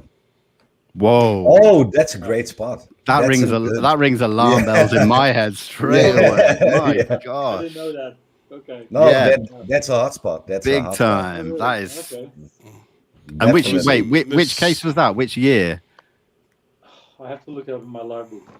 Give me an example. Is it a couple of years ago? From now? Yeah. Wow, that is flying a 777 2 years ago. Okay, that is pretty important to me. the other pilot, I talked to him on the internet. I think 2 years ago. So did you remember our flight from Guayaquil to Amsterdam? There and there. Oh yeah. He was really excited. He was really flabbergasted about the whole thing. Yeah. Wow. Yeah. So what's so mind blowing to me is, Tako, you always have a co-pilot, of course, but you also have the stewardesses, and they come into the cockpit, and even the one encounter where the four of you were looking at these lights. Amazing. That's pretty amazing. And the funny thing is, those flight attendants were like, "Oh, that was kind of cool," and they went back. Like, nothing. It was a regular show that was going on. They didn't think anything about it. They did not think anything about it. You know what? And they were probably Dutch. And the Dutch people, I've said this before, the Dutch will believe, ETs are real or UAPs are real if one punches them in the face or spits them in the mouth. How many cases have you had, Tako? How many what? Or how many occurrences have you had while flying? Oh, gee. I think about 7 or 8 or so. What? And have you logged all of those? Sorry? Have you logged all of those? You said you had a logbook? No, I log the flights, but I don't log the sightings. But they stay up there. Yeah. It's actually wow. a good suggestion. Yeah. Well, so this is one pilot with 7 cases logged in his mind. Yeah. Multiply that by just. I mean, do you know where I'm coming from? Yeah. Right? No. Well, it would imagine if he had actually written down the details, though. No, actually. Yeah, it would have been even better, because then you would have had dates and you would have had times, Great then point. you can cross-reference those with things in the sky at that time, or satellites or this whatever. This is the funny thing, and this is what I wanted to ask you about, Tako, is that the first occurrence you told me about, you actually had a laptop open just looking at planets and stuff. Like that was just a natural thing you did in the cockpit to bide the time. That's important. If you did that on every or a lot of the flights that you were doing anyway, you were almost looking at data on a regular basis, not even looking for UAP. So you were kind of almost. Yes, you have on your phone and on your iPad, you have these beautiful sky apps. So you can see all the constellations, and you can see where Mars is. You can see where that is, but they don't flash lights at you. And they don't move past you like. You can have all the apps out you want for planets and stars, but they don't move around and flashing your lights at different spots in the sky. They don't do that. I think that's really important that you were doing that. That's really valuable. Colors, I've seen. And there's another thing, of course, like 15 years ago when Tako had his most impactful encounter. In those days, there wasn't the information we have like since 3 years, right? So if you encounter something, your mind is playing probably a little, you're going to be doubting what the hell you saw. You saw something, but you're going to have a reflex to explain it probably. Yeah. But I have another question, Taco. Yeah. Like, can you detect any signatures on the plane, like heat exhaustion or No, acoustic? No, no. We have a weather radar, right, so that it detects the moisture in the air. right. And actually, if a plane is really close by, and you have the weather radar tilted the right way, you can actually see the plane on the weather radar. But besides that, there's nothing else to see. No. Yeah. Do you have access to? Do you have access to satellite information? No. No, but I'd imagine that the tower does, the tower that you're communicating. But if you're at 40,000 feet, you're probably not in communication with the tower that often either. Oh no, you're in constant contact with somebody. Yeah.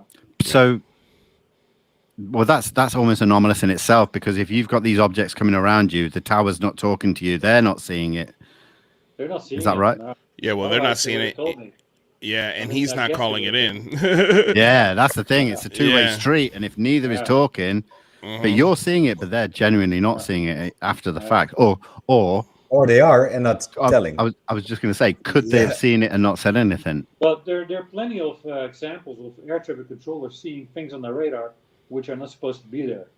Right. But they surely would tell you. Oh no! Hold on, Taco.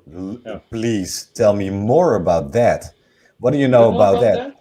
Well, no, we do know they detect things in the armed forces, but we don't know about any control towers seeing anything on their radars. And okay, you know, there's this thing. The control tower is at the airport.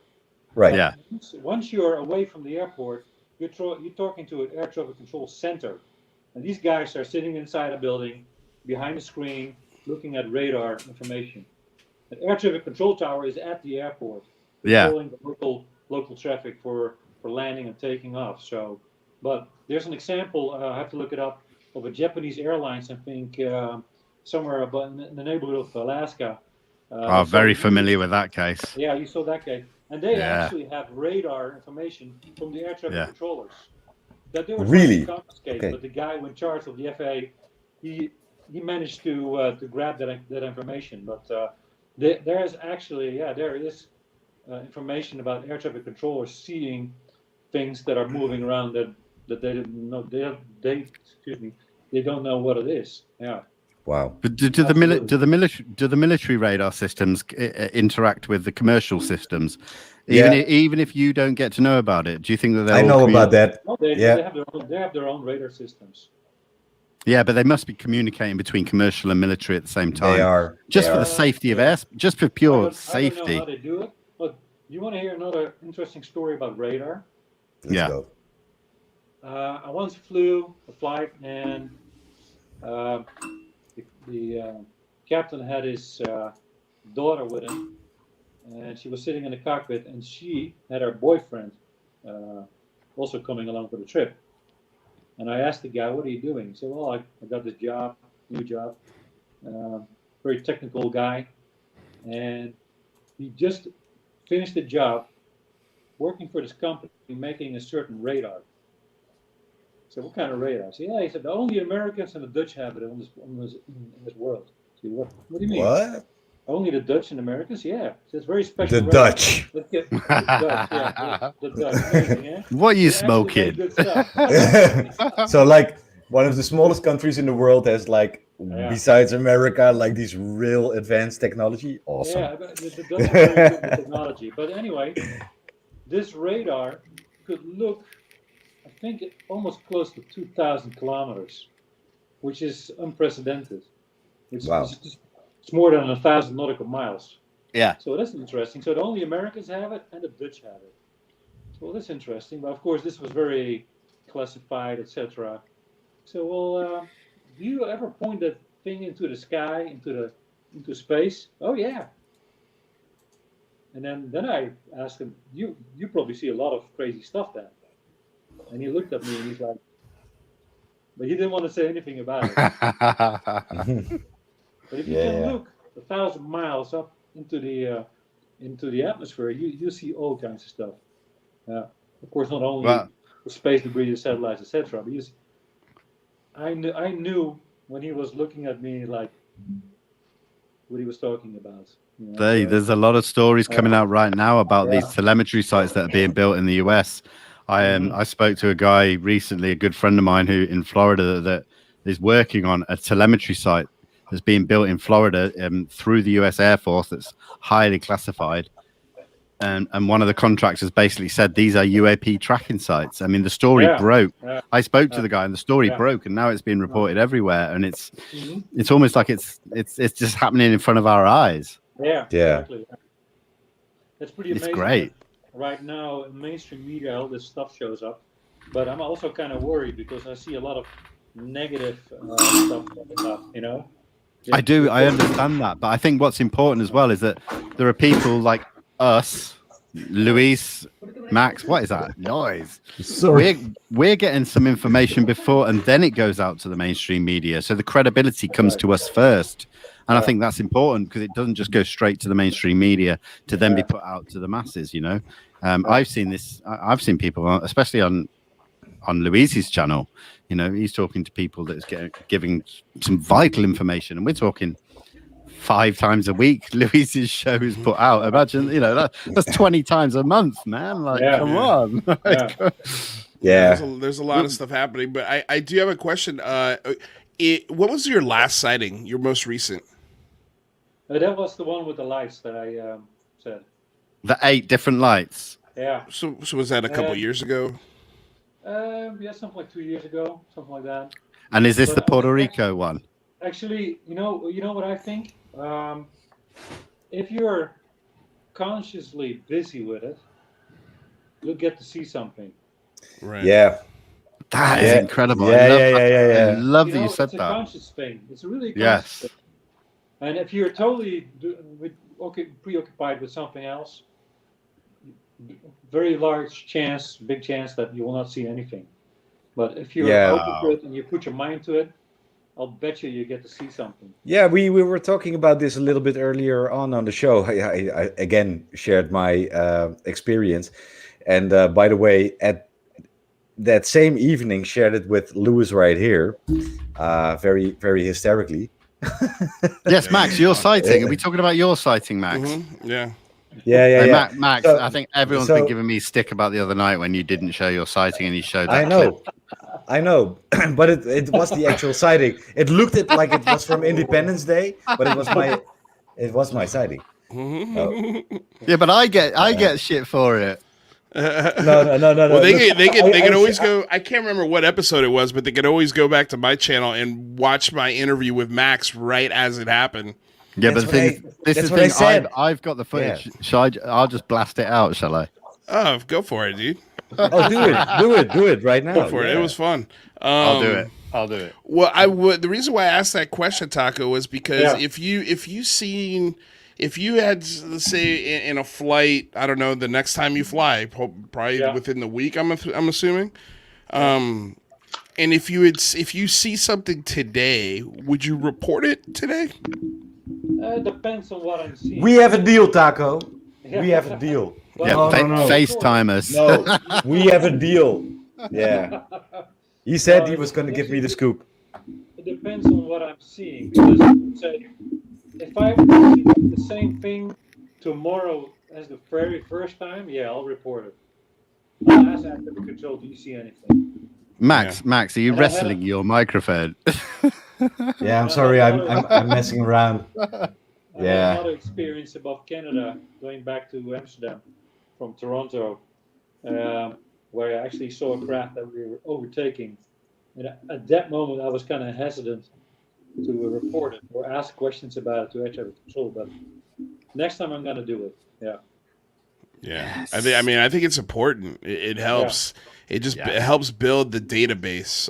Yeah, exactly. And if it's on the record, it's even more significant. Because now it's on paper. It's in black and white.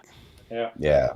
Well, it's all recorded, so yeah. So, guys, there was one more thing. I talked with Tako before we went on live, and it was the Pete Peterson thing, Tako, you were elaborating about. Signature, and what this guy was actually disclosing. why do you feel so strongly about that? Yeah, because I think there are a lot of smart people in this world making a lot of smart inventions, and once these people are in projects, they're being paid for to do certain work. The truth is crazier than fiction. That's for sure for me. So for me, when he said that, I say, yeah, of course, they'll have a way to detect them, because their propulsion system is an energy system, and you can measure energy, So I felt he was telling the truth, and I thought, yeah, that's probably the way they do it. They can detect it, they can find out, but that's not for everybody. That's not for air traffic control, or not even for certain parts of the military. I think those are very small groups and organizations who are able to do this. That's my take on it. Yeah. So we talked about this a little bit, and I've talked about this with, for example, Senator Harry Reid. He tried to look into the Lockheed Martin thing. Did they recover any ET debris? Why is this technology advancing so fast? Yeah. So I think it's very interesting to for something like that to get looked into, because it seems why are these top-notch politicians and military people so interested in Lockheed Martin and energy propulsion systems, and why is this train moving so fast towards that direction? I'm interested. Look, I'm not saying it's what it is. I just want to know. That's what we all want. I want their energy system. I want their energy. Yeah. How often do you talk to other pilots about this, Tako? I think a couple times a year, because most of the time conversations go about all totally different things. But once in a while, something will come up which invites a talk or questions on this subject. Yeah. So I was talking about with Tako about that. Like you were on the Amsterdam airport. Look with a colleague at the water cooler. You're like, hey man, I just landed. Do you know what the fuck I saw? Did you see that too? Yeah. How does that go? Yeah.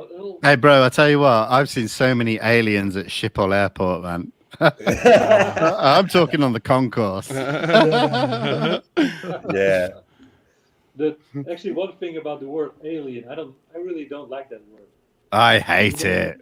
Which I read a book about a American lady. She was from native descent, Indian descent, Native American woman, and she visited all kinds of tribes in North America, native tribes, asking questions about ETs and UFOs. And for all these tribes, wherever she went, this was normal. But you know how they called it? They didn't call it ETs or aliens. They had a very beautiful word for it. Oh, you know, Star people. Star people. Hey, I'm all for that, man. I love that. I love that. And that's gonna be the name of the new podcast. What? Star people. Wait! I thought it was Bros and Hoes. Is it now Bros and Hoes? Bros and Hoes and Star people. No. It's UFOs and Hoes. There you go. UFOs and Hoes and Star people. How about UFOs?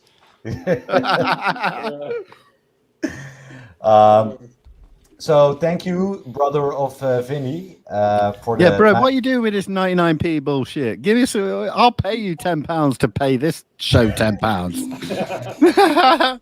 Thank you, though, brother, man. Thank you so much. I love you. This is genuinely my twin brother. I know. He's really cool, by the way. And thank you. He is very cool. And thank you for your almost £1. Hey, do you know what this is? When you're on mobile phone, when you're on a cell phone here in the UK, and you do a super chat, it diverts to 99p, 4.99, 9.99. It's strange, man. It's fucking strange. I've done this with your show, Max. I've donated to your show, Max, and you're like, "Thank you for the almost 5, like almost 10." Like this is you cannot change it. So in his defense, it's That's weird. But bro, 5 or 10. I'll shout you later on. No, look. It's 99 cents more than nothing. So I'm grateful. Thank you. Hey, listen, my brother has put up with my BS. Oh, someone showed you. Oh, he's taking away the shine. Let me just give my brother 2 seconds more, because my brother has put up with my BS for a good 10 years, man. and now he's created this page, Disclosure Bro, just to be able to keep up with what I'm doing. So I have to shout out my brother for that. Thank you so much, man. I love you. You are awesome. Follow Disclosure Bro, because he's awesome too. He is awesome, man. Yeah, follow him. And thank you, NMUAP, for the $10. I really appreciate it. Now I can, you help me create more free content for you guys. Thank you so much. And you know what? Need to get that green screen, Max. No, I like my pirate flag now. Yeah. Give us an R. Yeah, we don't do it in Dutch. We do. Yeah, that would have sold really well in a new Pirates in the Caribbean movie. Hey, I've got a quick thing that I need to bring up, man. I need to bring this up because it's been on my mind all day. Is Luis, this meme thing that's been going on with yourself on Twitter? Yeah, I don't know. I didn't start it. The drum and bass remix. If no one has seen this, I will try and share it again. But oh my goodness, it's pretty wild. If anyone's ever going to be a meme, Luis, it was you, my brother, man, and it is awesome. I guess I've made it. You made it, bro. It's official. Yeah, to be honest, you talking about the meme? Did you see the animation? No, I'm talking about the drum and bass remix. Yeah. Oh. The proper whoa. Yeah. It's a legitimate club song. It's incredible. It's absolutely incredible. If anybody deserves to be put in a meme form on a D&B level, it is you, Luis. Because job well done, my friend. Thanks, man. Thanks. But I thought the animation was pretty incredible too. Oh man, I gotta share this meme. I've got to share the full D&B remix. Well, Jack Heliquin is the guy who makes the animations. Those really weird muddy boot prints animations. Yeah. Muddy footprints or whatever he calls it. So weird, so funny. Yeah, but it's cool, man. And this is what we need in this subject, because I spend so much time on UFO Twitter, right, and have to go through all of the infighting and the bullshit and all that. I think Tako is losing us. I'm sorry. No. All right, listen. I'm gonna jump off and try and find it. I'll send it to you, Max. That's cool. That's cool, guys. Carry on chatting. It's coming. It needs to be shown. It needs to be shown. Hey, Lewis, what do you have? What do you have in the near future, man? Are you having any cool guests? Yeah, we've got some really cool guests. So today we've got Bryant the Dragon Arnold from the Skinwalker Show. Awesome. And then on Friday we've got Zach Seichi with Jamarl Thomas. Oh, hell yeah. Zach Seichi, man. Yeah, he's the man. And then on Monday, the 12th, this is going to be a really cool show. We're going to have Richard Dolan, Grant Cameron, and Melinda Leslie with James Ian Doley. They're going to talk to us about the Invisible College. So that should be cool. Love James. Yeah. Very good friend. That's cool. That'll be a 2-hour conversation, so that's going to be pretty epic. And next week also on the 16th, which is Thursday, we're going to be doing a outside of schedule show. So we're going to be doing 2 shows on Thursdays. The first one is going to be with Lou Elizondo and his dad. What? Are we talking about the... Wait, is this you and your dad and Lou and his dad? Yeah. Oh my God, I've been waiting for this for so long. So that's going down on the 15th. Those are the... then I got Daniel Otis at the end of the month, and Mick and Victor from the NUFO the National UFO Night Out event, the Nuno event, so that's what the month looks like. Hey, listen, Wow, I can't. that's awesome, dude. That's I- great. I can't find this drum and bass remix. Luis, have you got it at all? I'm sure I can find it. I've But just searched. it's Everyone needs to see this. it's gonna be good, and then we're planning the big phone home as well. Big Phone Home 2.0, bro. Yeah, so that'll be I sweet. am so excited for that, man. When is that? When is that? I haven't announced the date yet. It's gonna be. I'll tell you this. It's gonna be more than one day. It has to be. Oh, It has to be.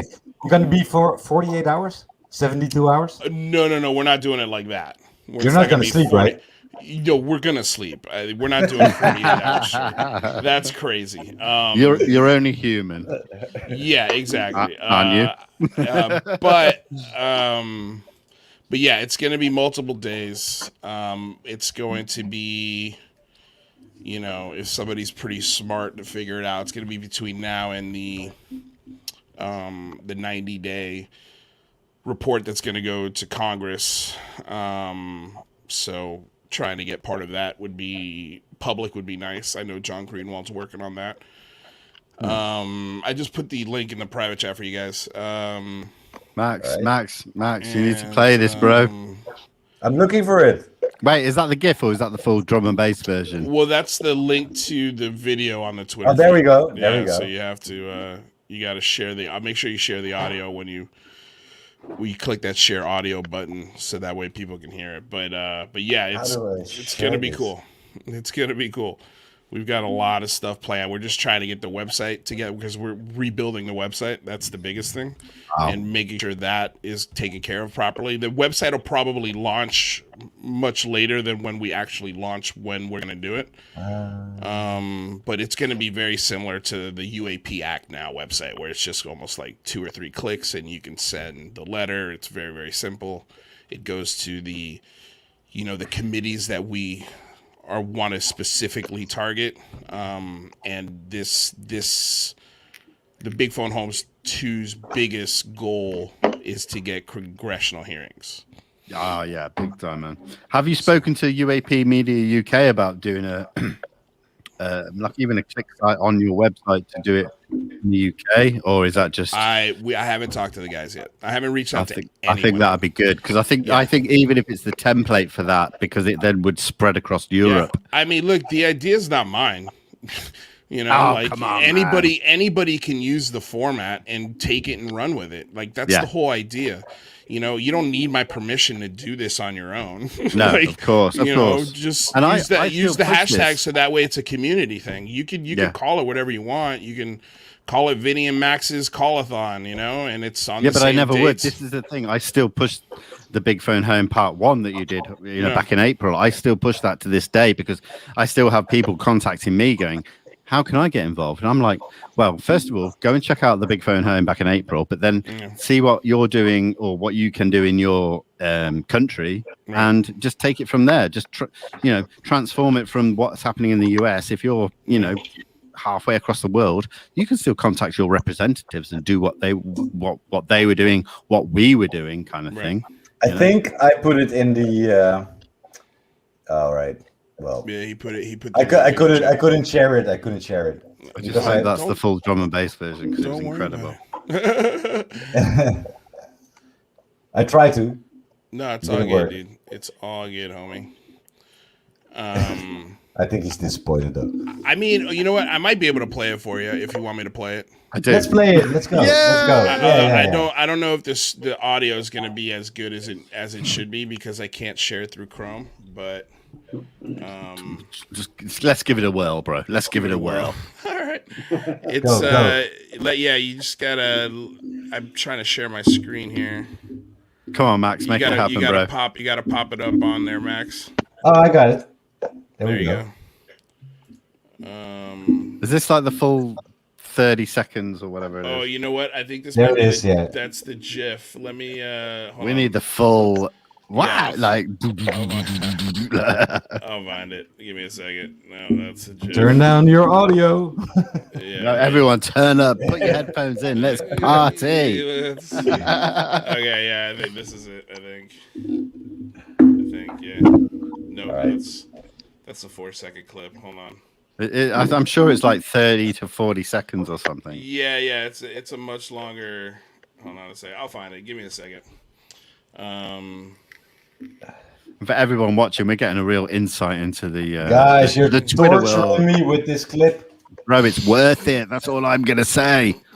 I feel like you're hyping it up. I hope it lives up to your hype. It lived up to my hype. It lived up to a lot of people here in the UK. I can tell you that. Yeah, dude, it's pretty wild. It's incredible. It just popped up on Twitter out of nowhere. Yeah, I don't know why I can't find it now. This is just the GIF.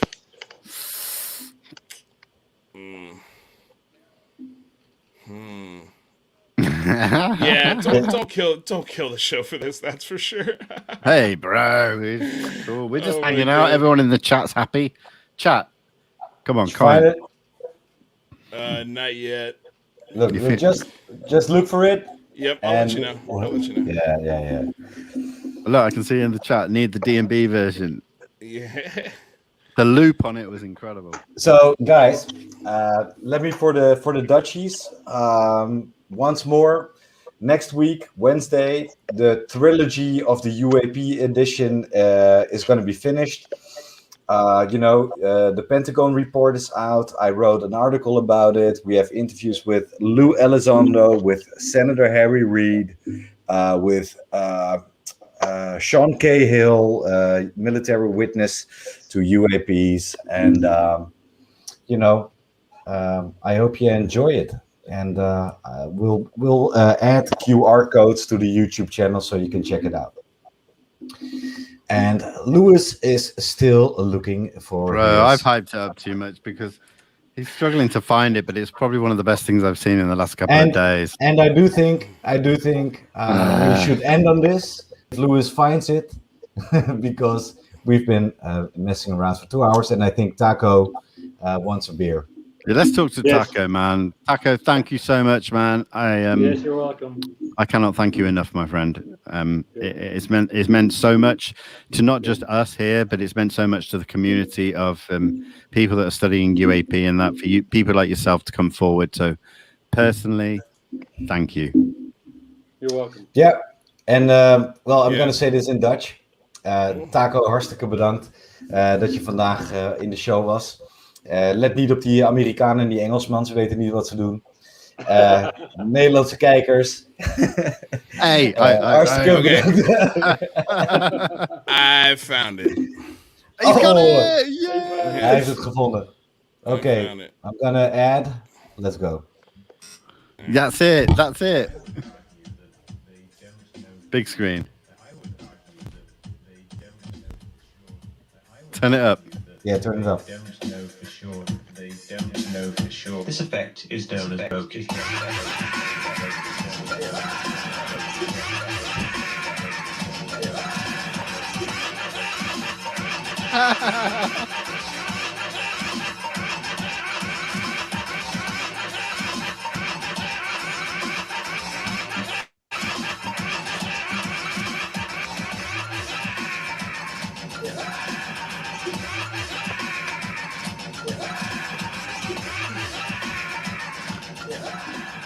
I'm pretty sure Vinny's the only one who loves it. Bro, hey, listen, drum and bass in the UK, and oh my God, it was huge, man. So it's garage. It's just garage. Woo! I definitely didn't make it. And you kind of look like a crazy Salvador Dali or something, man. That's great. Hey, man. All right, dude. You should grow out the little the little twirling. Yeah. Yeah, I've tried. I don't know. It's just too dirty of a look. So let me end this by thanking Tako Ijserinkhuijsen, my friend, for telling all of your multiple UAP stories. I think you just made history, actually. Absolutely. Because that hasn't been done before at all. publicly. That's just crazy. And thank you, my friend. By the way, and also I want to, the way I started the show, I want to dedicate the show to Dutch crime fighter Peter de Vries, who's right now fighting for his life in the hospital. He was there was an attack, on him yesterday. He's a friend of my family. We're very concerned, and he's an icon in Holland. Absolutely. Lewis, you might know him. He was actually the crime fighter who was chasing Joran van der Sloot, the killer of Natalie Holloway, American girl. He was shot in the head last night. Yeah. So, gangland hit there. So shout out to his family and friends. Yeah. So my heart goes out to Peter, Royce, his son, and his girls. Yeah. All right, guys. On that note, sorry to end on a little bit of a low note, but no, all good, man. We got to show respect. On love, man. That's good. Yeah. And until next time. And by the way, Nick Pope is coming up, Vincent. So just so you know, get ready. Are we confirmed? Yeah, we are. Sweet. Max and Vinny's UAP show, baby. Love it. And Vinny, maybe you want to disclose a little bit on what you're up to on that little part? What, on our channel? Mm-hmm. Well, it's not been confirmed yet, but I'm talking to a couple of people behind the scenes. We're talking about these European cases. We've already covered the Dutch cases of Soesterberg, and we've done the Dutch pilots. We've got Nick Pope coming in to talk about Rendlesham. But I have been working behind the scenes to try and get people to talk about the Pentuck Wales case. Yep. We're talking about the primary witness, Kaz Clark, and the primary investigators over at Swansea UFO Network, I think it's called. It's a work in progress, so I won't try and get everyone too excited. But Max, we're working hard, bro, behind the scenes, We're working hard, and I know my man Vincent, he'll get it done. Don't worry about it. I'm doing my best, bro. Boys, thank you for everything. Thank you for a great podcast. Thank you too. If you guys were here, Thank you, Tako. I would really comfortably hug you. And, see you later. Thank you, Luis. Always good, brother. Yeah, man. Pleasure. Dankjewel, Tako. Dankjewel for all you things. Love you all, man. Thank you. Ciao. Thank you, everybody who was watching this. Bye-bye. Bye-bye.